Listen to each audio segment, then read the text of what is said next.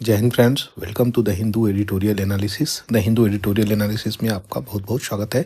चलिए शुरू करते हैं आज का द हिंदू एनालिसिस। सबसे पहले इस फ्रंट न्यूज़ को आप देख रहे हैं फ्रंट पेज पे।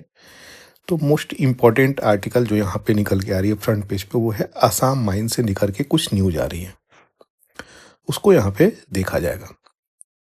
यहाँ पे क्या हुई है, तो जो रैट माइन होती है, क्या होती है रैट माइन, तो सबसे पहले उसी को देखेंगे ये रैट माइन क्या होती है। रैट माइनिंग की अगर बात करें तो इसकी डेफिनेशन मैंने यहाँ पे दे रखी है। ये एक प्रकार से होल क्रिएट किया जाता है, ठीक है, जमीन के अंदर खोद करके छोटा नैरो टनल टाइप से, इसी को हम बोलते हैं रैट होल्स। और ये जमीन के अंतर्गत बनाई जाती है। 3 से 4 फीट की दोस्तों इसकी डायमीटर होती है, जिसके कारण आसानी से एक व्यक्ति या फिर एक बच्चा इसमें इंटर करके वो एक्सट्रैक्ट करता है प्रीशियस मिनरल को, जैसे कि कोल हो गई और एक्सेट्रा एक्सेट्रा। इसी प्रोसेस को यहाँ पे क्या कहते हैं, आप इस मतलब रैट होल की जो माइनिंग करते हैं वो इसमें इंटर करते हैं। अगर इस प्रकार से कोई लैंड है तो यहाँ पे इस प्रकार से होल करी जाएगी और इसके अंदर इंटर किया जाएगा।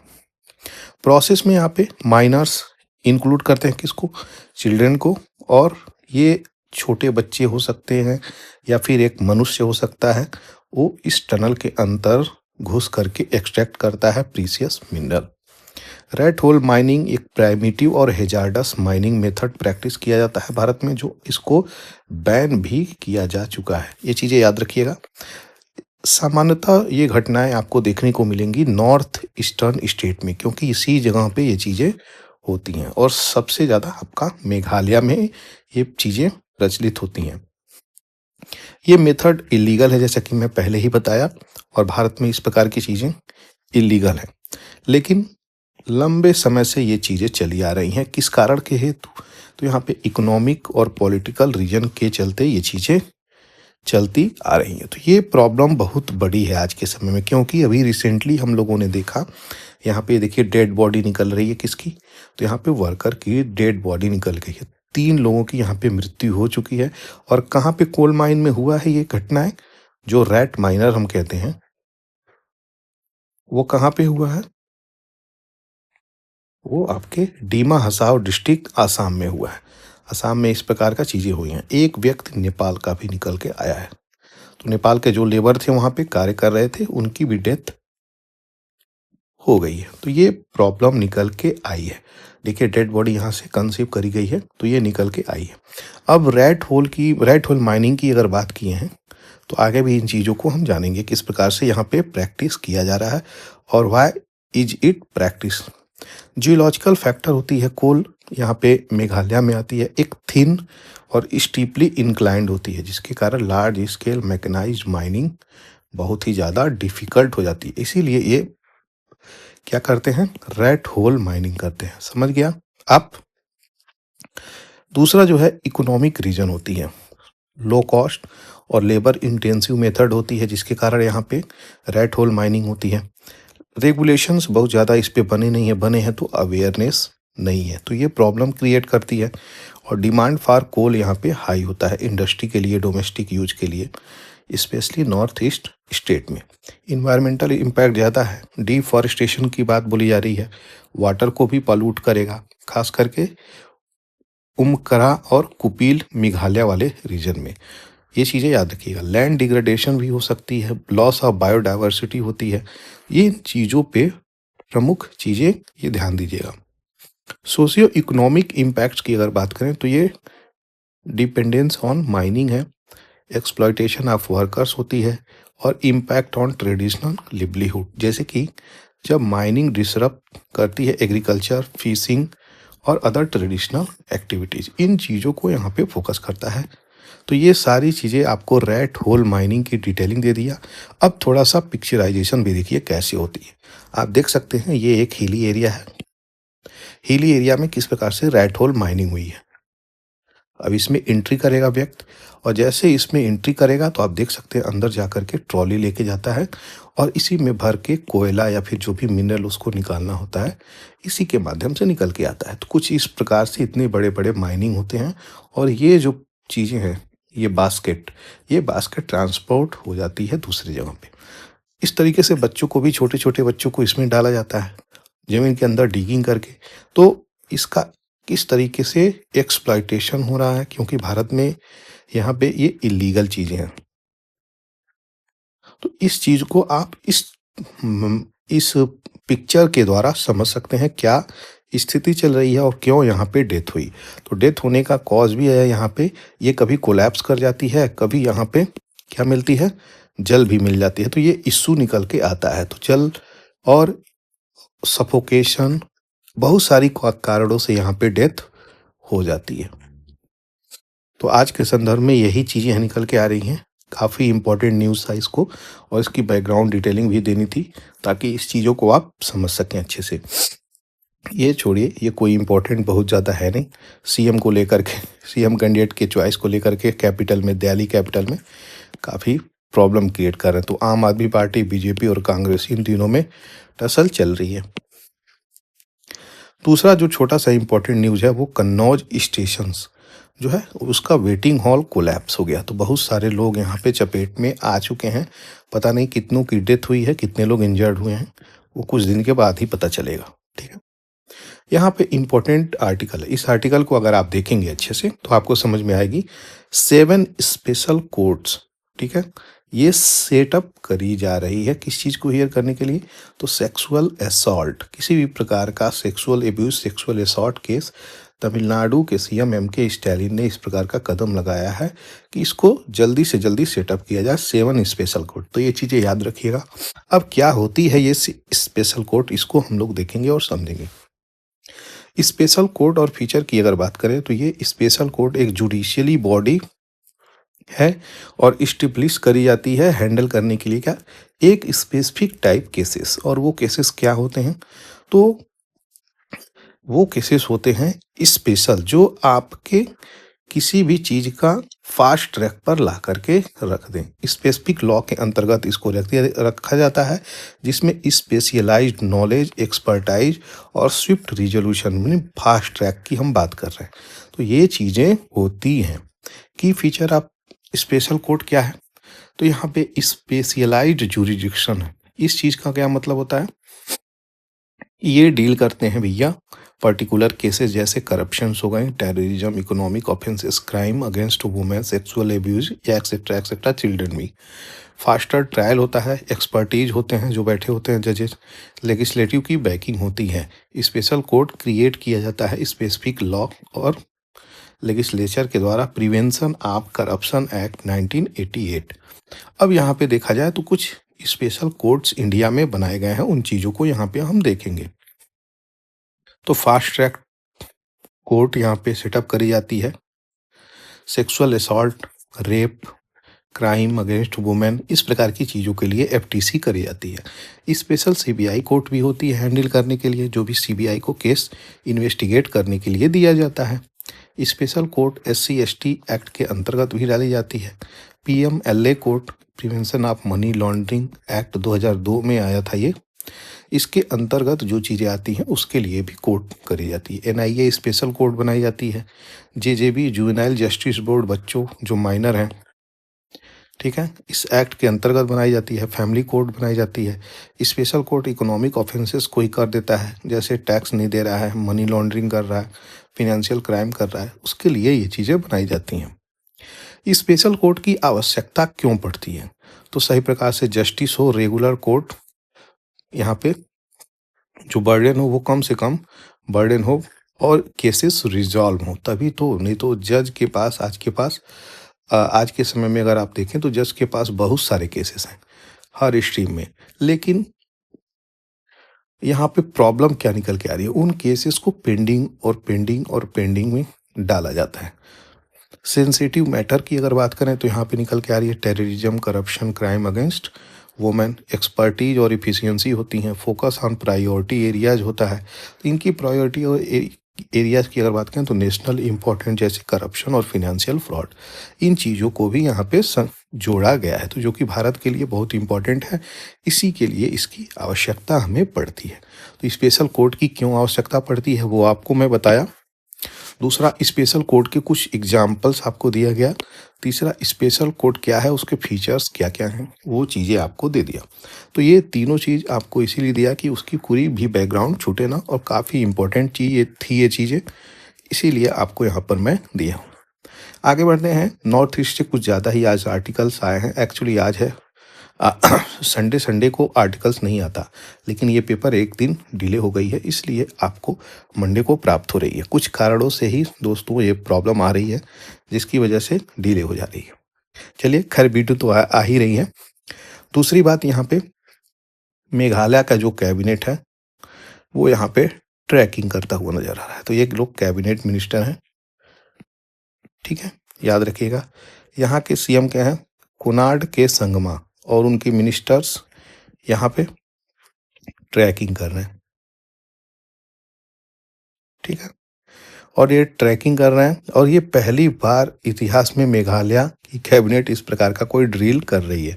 तो ये चीज़ें थोड़ा सा न्यूज़ में आ गया कि किस प्रकार से चीज़ों को रिजॉल्व किया जाए, कैसे मेघालय के टूरिज्म पे काम किया जाए, ग्रोथ पे काम किया जाए, इस कंपोनेंट पे फोकस किया जा रहा है। तो स्टेट हुड की अगर बात करें यहाँ पे मेघालय की, तो निकल के आ रही है। यहाँ पे सीएम कैबिनेट इस प्रकार का चीज़ें करते हुए नज़र आ रहे हैं कि वो ट्रैकिंग भी कर रहे हैं, और कुछ ही किलोमीटर तक इन्होंने 10 मिनट ट्रैक किया, बहुत ज़्यादा तो ट्रैक किया ही नहीं है। छोटा सा न्यूज़ है दोस्तों, सोचा मैं इस प्रकार की चीज़ें आपके सामने लेकर के आऊँ। और इम्पॉर्टेंट ये क्यों हुआ और क्यों मैं इसको इतना फोकस किया। देखिए, पहली बार जब भी कोई चीज़ें होती हैं किसी स्टेट गवर्नमेंट के द्वारा, तो इम्पॉर्टेंट हो जाती हैं, और नॉर्थ ईस्ट से तो क्वेश्चंस बहुत सारे आते हैं। तो यही है, ईस्ट खासी हिल्स पे ये ट्रैकिंग कर रहे हैं। तो सेल्ला भोलोगानी ब्लॉक, ठीक है। स्टेट की कैपिटल मेघालय की शिलोंग है। अब हम थोड़ी सी बैकग्राउंड जाके देखेंगे मेघालय में क्या क्या इंपॉर्टेंट चीज़ें हैं, उसकी ज्योग्राफिकल लोकेशंस प्लस छोटे छोटे फैक्ट्स को देखना पड़ेगा।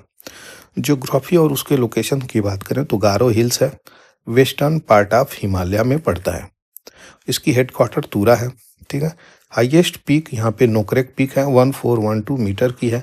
नोकरेक बायोस्फीयर रिजर्व भी खासी हिल्स में यहाँ पे पड़ता है। इसी में नोकरेक बायोस्फीयर रिजर्व पड़ता है गारो हिल्स में।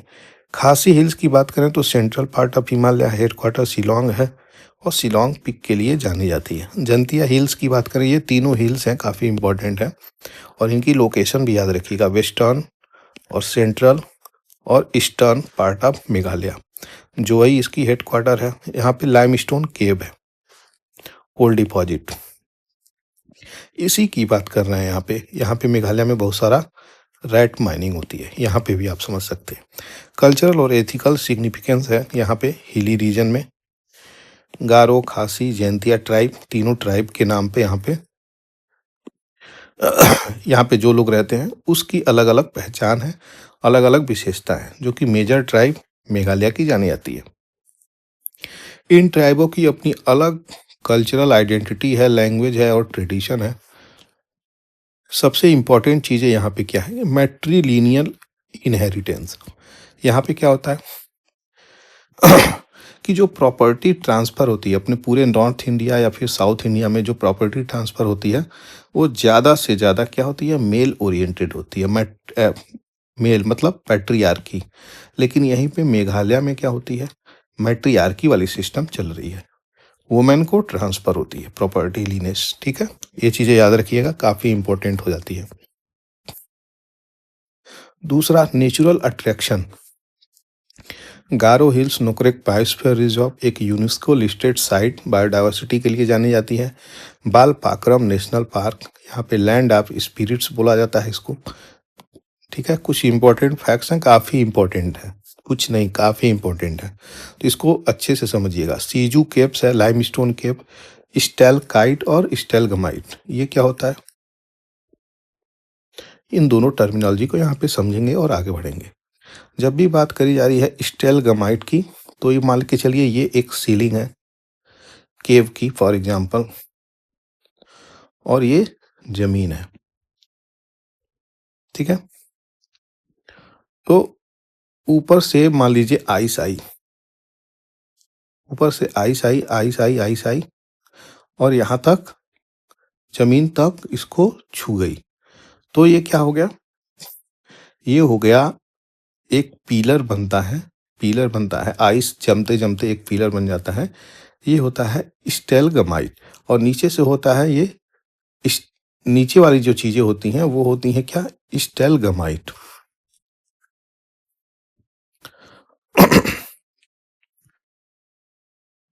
तो नीचे से ऊपर जो जाती हैं वो स्टेलगमाइट होती हैं, और ऊपर से जो नीचे आती हैं वो स्टेलकाइट होती हैं। इन दोनों को यहाँ पे डिफरेंस समझिएगा, काफ़ी इंपॉर्टेंट क्वेश्चन यहाँ से बनाए जाते हैं। खासी हिल्स की बात करें तो चेरापूंजी सोहरा में है, ठीक है। ये वेटेस्ट प्लेस ऑन अर्थ है, पृथ्वी की सबसे गीली भूमि यहीं पे पाई जाती है। बोले तो सबसे ज़्यादा बारिश होती है यहाँ पे चेरापूंजी सोहरा में, और वहीं पे ये लोग ट्रैक कर रहे हैं सोहरा में। मौसिन राम की अगर बात करें, wettest place on earth in terms of average annual rainfall, ये चीज़ें हैं। मौसिन राम आज के समय में सबसे वेटेस्ट है, ठीक है। इसी चेरापूंजी और मौसिन राम ये दोनों आसपास हैं, बहुत दूर नहीं है। लिविंग रूट ब्रिज की अगर बात करें तो नेचुरल ब्रिज यहाँ पे बनाई जाती है aerial roots of rubber tree से। जैंतिया हिल में क्रांग सूरी फॉल्स है और नार्तियांग मोनोलिथ चीज़ें हैं। तो यहाँ पे collection of large stone monolith है। सिग्निफिकेंट इसकी क्या है? जैंतिया ट्राइब। लाइम स्टोन क्लेव जैसे लियात प्राह, यहाँ पे लाइम स्टोन क्लेव बोली जाती है। हिस्ट्री क्या है? खासी जैंतिया हिल ये पार्ट है अहोम किंगडम के, जो आसाम के हैं। लेटर ये लोग ब्रिटिश एडमिनिस्ट्रेशन के अंतर्गत आ जाते हैं 19वीं शताब्दी में। और गारो हिल्स ये रूल्ड किया जाता है लोकल चीफ के द्वारा, ब्रिटिश इसको एनेक्स कर लेते हैं, आपस में मिला लेते हैं।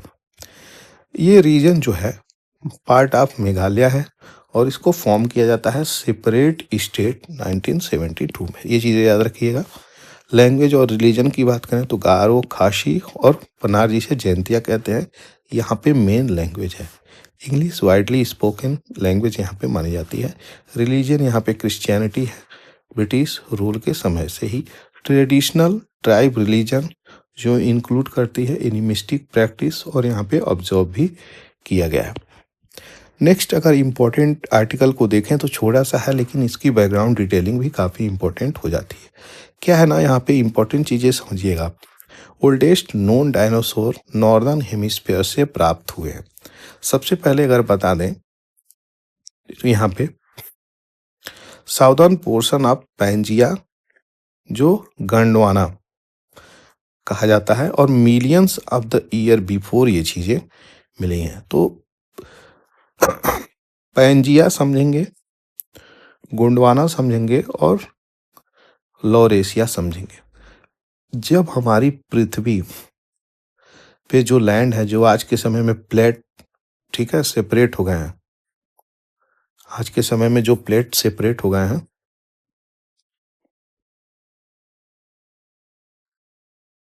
ये पृथ्वी कभी एक समय था जो एक थी, ठीक है, और इसमें से टूट टूट के ये अलग अलग गई हैं, प्लेट मूव करी है टेक्टोनिक प्लेट्स के माध्यम से, ठीक है। इसी को हम लोग क्या कहते थे? पैंजिया। सारी की सारी एक जगह पे यहाँ पे थी, तो इसको हम पैंजिया बोलते थे। लेकिन जो चली गई नॉर्दर्न साइड वो हो गई लॉरेशिया, और जो आ गई साउदर्न साइड वो हो गई गोंडवाना लैंड, ठीक है। ये चीज़ें याद रखिएगा। इसी के समय की यहाँ पे चीज़ें प्राप्त हुई हैं लॉरेशियन डायनासोर नॉर्दर्न हेमिस्फीयर में। तो ये नॉर्दर्न हेमिस्फीयर और ये साउदर्न हेमिस्फीयर, जिसे गोंडवाना बोलते हैं, और ये लॉरेशिया। तो ये छोटी छोटी टर्मिनोलॉजी है, इसको समझिएगा। और 230 मिलियन ईयर ओल्ड ये फॉसिल एक्सट्रैक्ट करी गई है। अब थोड़ी सी चीज़ों को देखेंगे हम लोग, मेसोजोइक एरा पे जाएंगे, क्योंकि काफ़ी इंपॉर्टेंट हो जाता है डायनासोर के अगर बारे में आप पढ़ना है तो। डायनासोर एरा की अगर बात करें तो यहाँ पे मेसोजोइक एरा में ये आते हैं, और ये इनकी स्पैनिंग क्या है, टाइम पीरियड देखेंगे तो 180 मिलियन ईयर्स अप्रॉक्सीमेटली, जो 252 मिलियंस ईयर एगो से लेकर के 66 मिलियन ईयर एगो तक इन्होंने पृथ्वी पे राज किया है। ठीक है, ये काफ़ी इंपॉर्टेंट है और मेसोजोइक एरा के ही निकल के आते हैं। मेसोजोइक एरा के 3 पीरियड होते हैं दोस्तों। ठीक है, ये क्या है, ट्राइएसिक, जूरासिक और क्रेटेशियस, ये तीनों इसी से जुड़े हुए हैं। कई बार यहाँ पे क्वेश्चंस आया है, ये इंपॉर्टेंट हो जाता है इसीलिए। और इसी एज को एज ऑफ डायनासोर्स भी कहते हैं, जो डोमिनेट करते थे आपके रेप्टाइल्स के रूप में। यहाँ पर देखिए फेनरोजोइक, पैलियोजोइक, मेसोजोइक, सेनोजोइक। अब जब आप मेसोजोइक की बात कर रहे हैं, जिस एरा में 250 से लेकर के 66 ये पीरियड आती है, ट्राइएसिक, जूरासिक और क्रेटेशियस, ये तीनों पीरियड आपके रेप्टाइल यहाँ पे डोमिनेट करते थे। ठीक है, तो ये चीज़ें देखिए, इयॉन अलग होता है, एरा अलग होता है और टाइम पीरियड छोटा होता है। तो ये डिटेलिंग है छोटी सी, इसको याद रखिएगा। Palaeozoic, Mesozoic, Cenozoic. आगे बढ़ते हैं, इंपॉर्टेंट चीज़ों को देखेंगे यहाँ पे। आईआईटी रुड़की यहाँ पे प्रयोग कर रहा है क्या कि बैक्टीरियल एंजाइम्स कैसे यहाँ पे प्लास्टिक को डिकम्पोज कर रहे हैं, डिग्रेड कर रहे हैं। तो ये इम्पॉर्टेंट है। आईआईटी रुड़की आपका उत्तराखंड में है। और यहाँ पे क्या चीज़ें निकल के आ रही हैं, तो सबसे ज़्यादा यही चीज़ें निकल के आ रही हैं जो यहाँ पे देखिए, स्ट्रेज एंजाइम प्रोड्यूस किया जाता है सॉइल बैक्टीरिया के द्वारा, जो सल्फोबैसिलस एसिडोफिलस बैक्टीरिया है। तो ये सॉइल बैक्टीरिया का नाम याद रखिएगा, क्वेश्चंस यहाँ से बनेगा, इसीलिए मैं इस आर्टिकल को यहाँ पे दिया हूँ। कैसे वो ब्रेक डाउन करेगा, क्योंकि हम सभी लोग जानते हैं जो प्लास्टिक का कचरा है वो जल्दी डिग्रेड नहीं होता है। ठीक है, वो जल्दी डिग्रेड नहीं होता है, जिसके कारण प्रॉब्लम निकल के आती है। तो ये सल्फोबैसिलस बैक्टीरिया का नाम याद रखिएगा, यही है जो इम्पोर्टेंट रोल प्ले कर रहे हैं। और प्लास्टिक जो है, कार्सिनोजेनिक प्लास्टिक इन्वायरमेंट में किस प्रकार से जा रही है, जो कैंसर भी पैदा कर रही है। और इम्पॉर्टेंट चीज़ें ये हैं कि इसके लिए अगर देखा जाए तो ये बैक्टीरिया अहम रोल प्ले करता है। तो cleaning up using soil bacteria enzymes, तो बैक्टीरिया के एंजाइम्स का प्रयोग करके हम लोग सॉइल को भी क्लीन कर सकते हैं, क्योंकि बहुत सारी चीज़ें मिलती हैं। और जब सॉइल में गंदगी मिल जाती है तो वो आपके फूड चैन में पहुंच जाती है, फूड चैन से आप तक आती है और आपको कैंसर से लेकर के किडनी प्रॉब्लम से लेकर के हर एक प्रॉब्लम आपको देती है। तो रिसर्चर का यहाँ पे योगदान है। इस अगर ये एंजाइम्स हेल्प करेगी इस चीज़ को क्रैक करने में, तो बहुत हद तक बीमारी को रोका जा सकता है। आगे बढ़ते हैं, यहाँ पे इम्पोर्टेंट आर्टिकल है, उसको देखा जाएगा और समझा जाएगा क्या इम्पोर्टेंट चीज़ें हैं। यहाँ पे मेटा की जब हम बात करें तो समझिएगा फेसबुक की बात हो रही है। तो 7 जनवरी को मेटा के सीईओ मार्क जुकरबर्ग ने कहा कि कंपनी जो है वो फैक्ट चेकर वाली प्रोसेस को बंद करने वाली है, हटाने वाली है। फैक्ट चेकर क्या होता है, एक प्रकार से रेस्ट्रिक्शंस लगा देगा अगर कोई भी इंफॉर्मेशन लीगल नहीं है, ऑथेंटिक नहीं है, राइट नहीं है, फेक है, तो इस प्रकार का एक्शन लेगा वो। तो उसी की यहाँ पे बात करी जा रही है, उसी को लेकर के यहाँ पे चीज़ें आई हैं। बात करी जा रही है 2016 के यूएस प्रेसिडेंशियल इलेक्शन रिजल्ट्स की, जो आउट हुई उस समय फेसबुक के नाम से ये जानी जाती थी। और ये serious backlash for एम्प्लीफाइंग political ports, ये प्रॉब्लम फेस करी उस समय कि यहाँ पे बहुत सारा मिस इन्फॉर्मेशन केसेस जा रही है। इसी को फैक्ट चेकर यहाँ पे बोल रहे हैं, जिसको ये बंद करने जा रही है। तो क्यों बंद करने जा रही है ये, क्योंकि आप सभी लोग जानते हैं डोनाल्ड ट्रंप अब यहाँ पे चीज़ें आ गए हैं। डोनाल्ड ट्रंप यूएसए में आ चुके हैं। ठीक है, यूएसए में आ चुके हैं, जिसके कारण ये स्टेप लिया जा रहा है। अब यहाँ पे ये कंपनी स्टेप्स ले रही है, कह रही है कि जो ऑथेंटिसिटी है वो हम अब एक्सप्लेन नहीं करेंगे, ना हम फैक्ट चेक करेंगे। ये फैक्ट चेकर वाली कहानी जो है, ये फेसबुक, जिसे हम मेटा कहते हैं आज के समय में, ये हटाने जा रहा है। तो टोटल की अगर बात करें यहाँ पे कि जो इशू है, मेटा कंपनी जो है ये क्यों हटा रही है, तो आपको मिलेगा यहाँ पे कि ट्रम्प की एडमिनिस्ट्रेशंस प्लस मार्क जुकरबर्ग का डिसीजंस कि इतना हम रिस्पॉन्सिबिलिटी और ऑथेंटिसिटी क्यों अपने चीज़ों को यहाँ पर लेकर के चलें, ठीक है। तो इस प्रकार से इन चीज़ों को डिसाइड करते हुए यहाँ पे वर्ल्ड वाइड ये फैक्ट चेकर वाली कार्य खत्म करने जा रही है। अब फैक्ट चेक होगा ही नहीं, समझ रहे हैं। तो जो फैक्ट चेकर एक प्रकार से वाइटल रोल प्ले करता था, अब वो चीज़ें समाप्त होती हुई नजर आएंगी। कोविड-19 पेंडेमिक में यहाँ पे बहुत सारे मिस इन्फॉर्मेशंस को भी करेक्ट किया गया था। अब तो मिस इन्फॉर्मेशन का झड़ी लग जाएगी, यानी न्यूमरस मिस इन्फॉर्मेशन फैलाए जा सकते हैं आपके फेसबुक, जिसे हम मेटा बोल रहे हैं, उसी की बात करी जा रही है यहाँ पे। यूजर्स रिपीट करेंगे बहुत सारे ऑफेंसेस और इनकी क्या पेनाल्टी होगी क्या नहीं होगी, अब कौन तय करेगा। तो ये चीज़ें नहीं, पहले आप कोई भी मिस इन्फॉर्मेशन करते थे तो यहाँ पे फैक्ट चेकर जो था वो कहीं ना कहीं चीज़ें सही हो जाती थी, लेकिन आज के समय में अब ये चीज़ें नहीं हो पाएंगी। तो यही चीज़ें अगर हट गई तो ये पॉलिसी का भी बहुत सारा इन वायलेशंस और बहुत सारी प्रॉब्लम भी निकल के आएंगी। तो ये प्रॉब्लम निकल के आ रही हैं आज के समय में, जो आपको यहाँ पे मैं एक्सप्लेन किया। आगे बढ़ते हैं। यहाँ पे ग्राउंड वाटर कंटामिनेशन इंडिया में बहुत हाई है। जैसा कि हम सभी लोग जानते हैं, सबसे ज़्यादा अगर कहीं पृथ्वी पे पानी है तो वो है ग्राउंड वाटर, ठीक है। 3% जल है, इस 3% जल का 2% आइस सीट है, ठीक है। और 1% जो है जल है उसका लगभग 60% क्या है, ground water. Rest of the चीज़ें रिवर हैं, लेक्स हैं, पॉन्ड्स हैं, सरफेस वाटर है, ये लोग रेस्ट ऑफ द चीज़ों में आते हैं। उसी तरीके से यहाँ पे सेंट्रल ग्राउंड बोर्ड अथॉरिटी यहाँ पे किस डिग्री का ग्राउंड वाटर एक्सट्रैक्शन कर रहे हैं हम लोग, तो 60% के आसपास हम लोग ग्राउंड वाटर को शोषण कर रहे हैं, यूटिलाइज कर रहे हैं, उपभोग कर रहे हैं।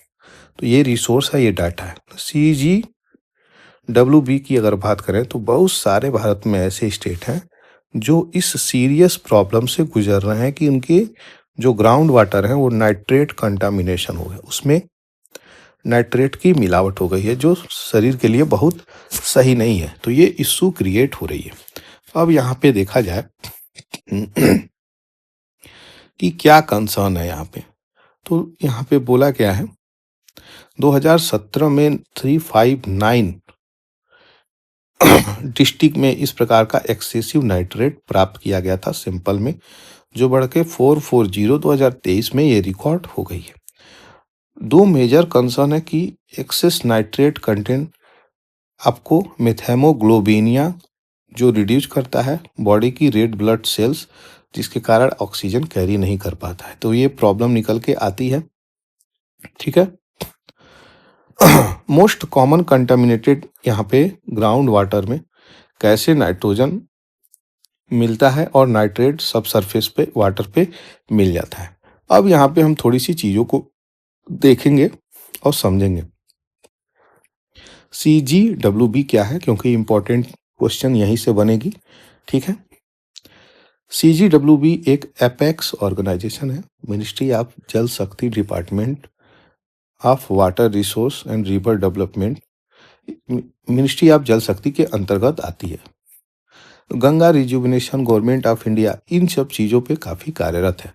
इसकी रिस्पॉन्सिबिलिटी और एक्सप्लोरेशन क्या है, कैसे मैनेज करेगा, रेगुलेट करेगा ग्राउंड वाटर रिसोर्स इंडिया की, इन चीज़ों का ख्याल रखता है। हेडक्वार्टर फरीदाबाद में है। चैलेंजेस क्या क्या है इसके सामने, ओवर एक्सप्लॉयटेशन हो रहा है ग्राउंड वाटर का, ग्राउंड वाटर कंटामिनेट हो रहा है, डिक्लाइन कर रहा है वाटर टेबल, क्लाइमेट चेंज हो रहा है।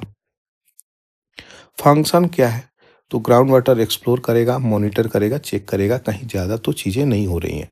रिसोर्स असेसमेंट करेगा, यानी dynamic ground water resource of India को यहाँ पे देखेगा, उसकी रिपोर्ट को पब्लिश करेगा और बताएगा।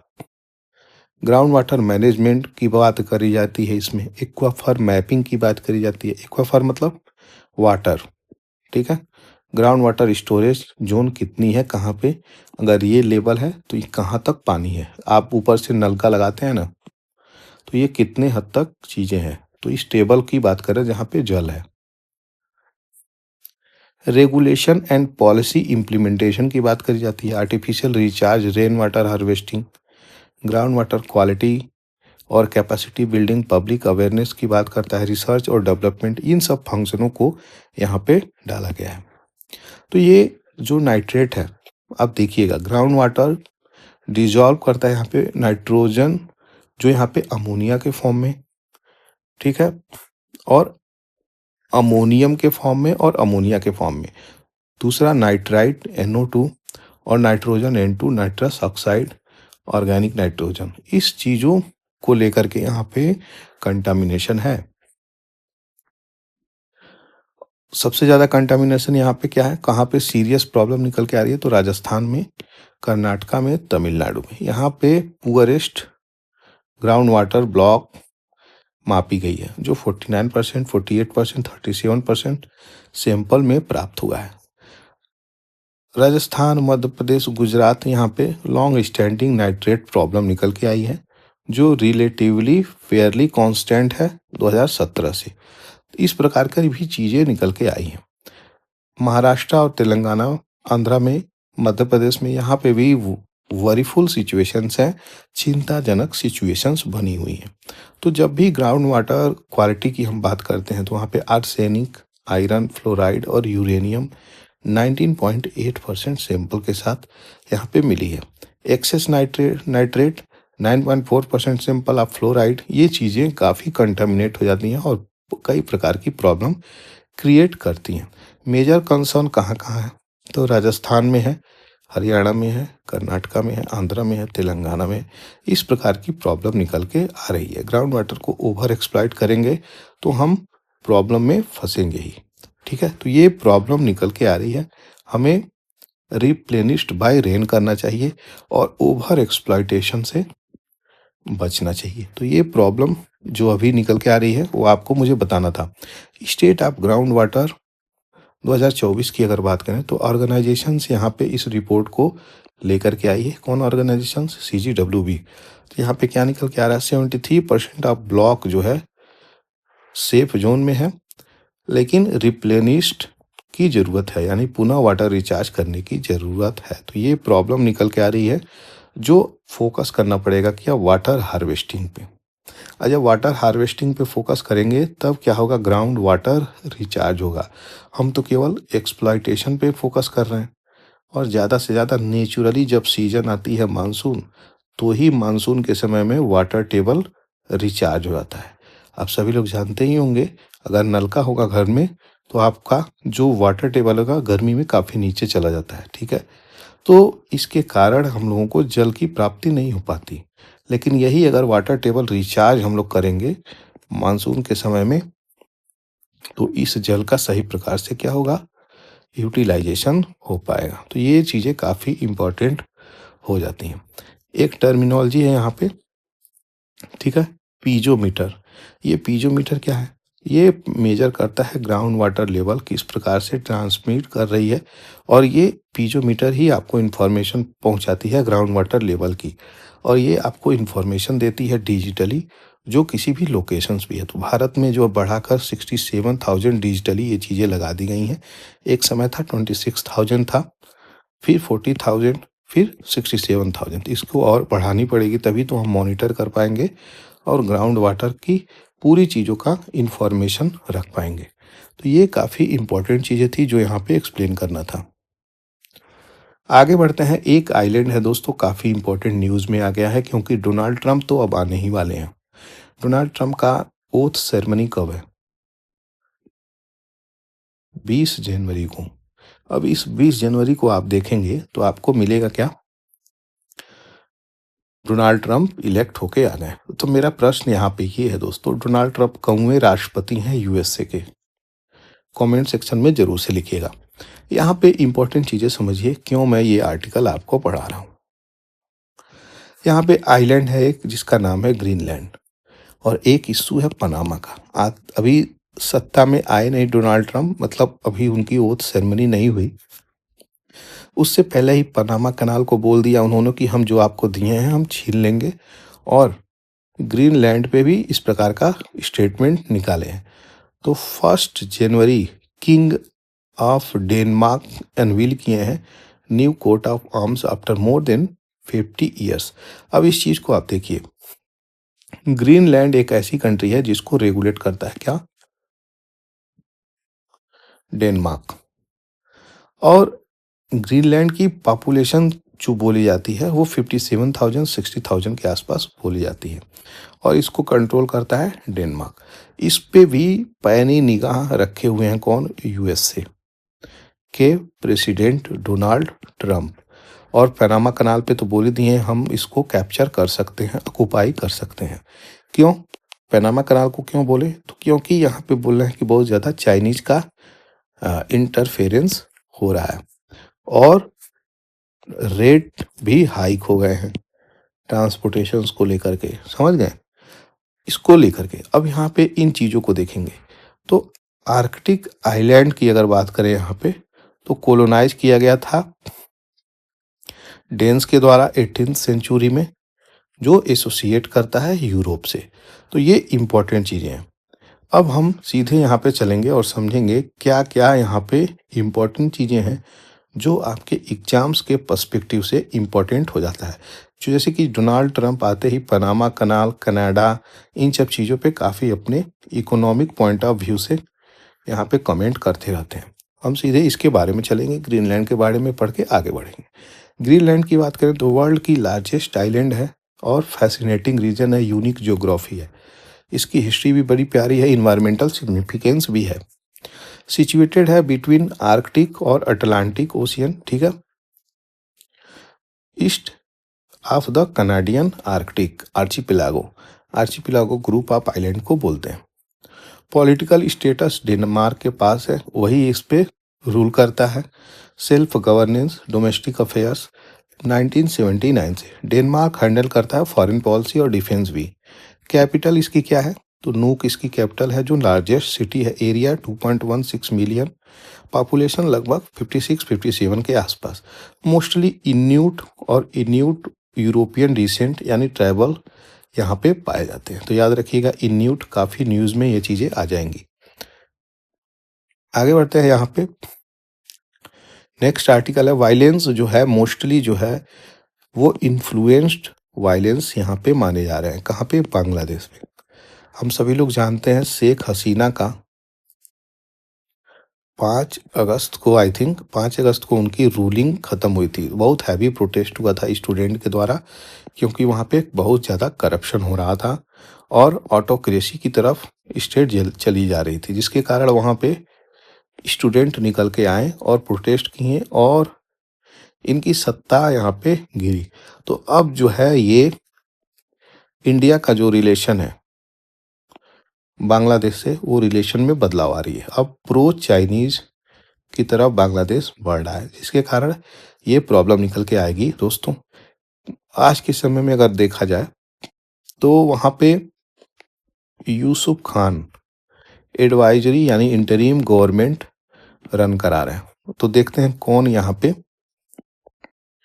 पीएम बन के आएगा, और हमें लगता है खालिदा जिया बन सकती है। यहाँ पे अगर देखा जाए इंसिडेंट की बात करें तो 20 इंसिडेंट यहाँ पे कम्युनल वायलेंस से जुड़े हुए हैं, जबकि 1234 केसेस पॉलिटिकली मोटिवेटेड के। इसका क्या मतलब होता है? पॉलिटिक्स और जियो पॉलिटिक्स, इन दोनों को मैं एक साथ लेकर के कहूँगा, इन दोनों से मोटिवेटेड वहाँ पे वायलेंसेस हो रहे हैं। तो जिसके कारण ये चीज़ें नहीं होनी चाहिए किसी भी कंट्री में, और ये चीज़ें खास करके बांग्लादेश में अगर टारगेट कर रहे हैं तो एक माइनॉरिटी कम्युनिटी को ही टारगेट करेंगे, जो वहाँ पे क्रिश्चियन है, बुद्धिस्ट है और हिंदू है। इन तीनों कम्युनिटी को टारगेट किया जा रहा है। लॉस एंजलिस की अगर बात करें तो लॉस एंजलिस में फायर जो है बढ़ता हुआ जा रहा है, और फोरकास्ट अभी तक करी। एक हवा होती है दोस्तों सेंटा एना, इसी हवा की वजह से यहाँ पे फॉरेस्ट में फायर लगी हुई है। लगभग 12,000 बिल्डिंग और 37,000 एकड़ की भूमि डिस्ट्रॉय हो गई है। अब ये तो हो गई ह्यूमन की, जो वहाँ से ट्रांस माइग्रेट कर गया है, ठीक है, ट्रांस माइग्रेट कर गया। लेकिन ये अगर देखा जाए एनिमल्स की, वो कहाँ से जाएंगे, वो कितने लोग जल के मरे हैं, उनका कोई आंकड़ा नहीं होगा आज के समय में। तो ये बहुत ब्रूटल इतिहास में कैलिफोर्निया के लॉस एंजलिस में पैलिसेड एक जगह है जहाँ पे रिच पीपुल या एलीट पीपुल कह लें, उनका लोकेशन है। ये सारा जल के भस्म हो गया है। तो यही वो जगह है कैलिफोर्निया स्टेट और लॉस एंजलिस के पैलिसेड में। यहाँ पे ये प्रॉब्लम निकल के आई है। ये सेंटा एना विंड्स है। जो विंड्स की अगर बात करें तो ये वार्म ड्राई एयर बहती है समय समय पे, जिसके कारण यहाँ पे वाइल्ड फायर की रिस्क बढ़ जाती है। स्ट्रॉन्ग और गस्टी है, यानी 40 से 70 किलो माइल पर आवर की स्पीड तक इसकी बहने की शक्ति होती है, स्पीड होती है। विंटर मंथ के आसपास ये चीज़ें आती हैं, अक्टूबर और मार्च के समय में। इसको डेविल विंड्स भी बोला जाता है सेंटा एना को, ये चीज़ें याद रखिएगा। कुछ important warm air of the world में डाला हूँ, जैसे च्यूनिक, ये सारे वार्म एयर हैं। इसकी लोकेशन याद रखिएगा, अमेरिका में फोहन, यूरोप में sirocco, southern Europe, khamsin, Egypt, middle harmattan, west Africa, zonda, Argentina. Santa Ana जो इसी की तबाही से हो रहा है wild fire. Loo Bharat Pakistan, berg wind South Africa, brickfielder Australia. तो ये इंपॉर्टेंट चीज़ें हैं। यहाँ पे बहुत सारे नेचुरल कॉजेज भी दिए गए हैं, किस प्रकार से यहाँ पे वाइल्ड फायर को कॉज करते हैं। तो यहाँ पे मैंने सारी चीज़ें दे दी गई हैं। कई बार यहाँ पे इस चीज़ को मैं पढ़ा चुका हूँ, लेकिन यहाँ पे नोट्स दे देता हूँ जो छोटी छोटी चीज़ें हैं, इंपॉर्टेंट हैं। आगे बढ़ते हैं। यहाँ पे जो बिडेन क्या कहे यहाँ पे, ये वही यूएस की फैक्ट चेकिंग वाली बात है, मेटा कंपनी की यानी फेसबुक की। तो अब फैक्ट चेकिंग को ही हटा रहा है ये चीज़ें याद रखिएगा। यहाँ से क्वेश्चन तो कैसे भी बना सकता है। अब इस चीज़ को सेमफुल बोले हैं, क्योंकि जब इंफॉर्मेशन ही चेक नहीं होगा कि सही है या गलत, तो कैसे मालूम चलेगा किसी भी व्यक्ति को। इसी चीज़ को स्क्रैप किए हैं ये जेजू एयर जेट ब्लॉक। ये जो है एक्चुअली में जो साउथ कोरिया की फ्लाइट यहाँ पे टकराई थी, जिसके कारण बहुत सारे लोगों की डेथ हुई थी, 179 पीपल की डेथ हुई थी। इसको ब्लैक बॉक्स बोलते हैं, जिसमें रिकॉर्ड हो जाता है सब कुछ। इसमें कुछ भी रिकॉर्ड नहीं हो पाया है, तो ऐसी चीज़ें निकल के आई हैं। तो जेजू एयरजेट काफ़ी न्यूज़ में है। कहाँ की है? साउथ कोरिया की है। ये डेथ हुई थी। ब्लैक बॉक्स क्या होता है? यही ब्लैक बॉक्स होता है जिसमें कोई भी फ्लाइट अगर टकरा रही है, उससे पहले क्या बात हो रही है पायलट का, वो चीज़ें रिकॉर्ड हो जाती हैं, लेकिन इसमें नहीं हुई हैं किसी कारणों से। तो ये चीज़ें निकल के आई हैं। यूक्रेन जो है नॉर्थ कोरियन के कुछ सोल्जर्स को यहाँ पे कैप्चर किया है और रखा है, उनसे क्वेश्चनिंग भी हो रही है। पाकिस्तान और चाइना का डीपेन रिलेशन और ज़्यादा गहरा हो रहा है। चाइना पाकिस्तान इकोनॉमिक कॉरिडोर जो 2.0 डेवलप किया जा रहा है। आगे बढ़ते हैं। छोटा सा इंपॉर्टेंट न्यूज़ है। नेवी ईस्टर्न कमांड यहाँ पे डिमॉन्स्ट्रेट किया अपनी प्रतिभा। कहाँ पर? तो विशाखापट्टनम में शोकेस हुई। तो बहुत सारे लोगों ने यहाँ पे पार्टिसिपेट किया, नेवी लोग और उनकी वाइफ्स, उनकी फैमिली, और भी बहुत सारे लोग, भारतीय लोग वहाँ पे चीज़ें देखी। तो जो मरीन कमांडो है, उनकी अतुलनीय योगदान भी है हमारे समुद्र की रक्षा के लिए, खास करके हम लोगों की रक्षा के लिए। तो ये देखिए कैसे ट्रेनिंग चल रही है। ये पिक्चर काफ़ी कुछ कह रही है। कहाँ पे हुई है? विशाखापट्टनम में हुई है। तो ये चीज़ें इंपॉर्टेंट है जो आप याद रखिएगा। यही थी आज की द हिंदू एनालिसिस दोस्तों। आशा करते हैं आपको समझ में आई होगी। समझ में आई है तो चैनल को जरूर से सब्सक्राइब और सपोर्ट कर दीजिएगा। Thank you for watching the Hindu analysis. जय हिंद, जय भारत।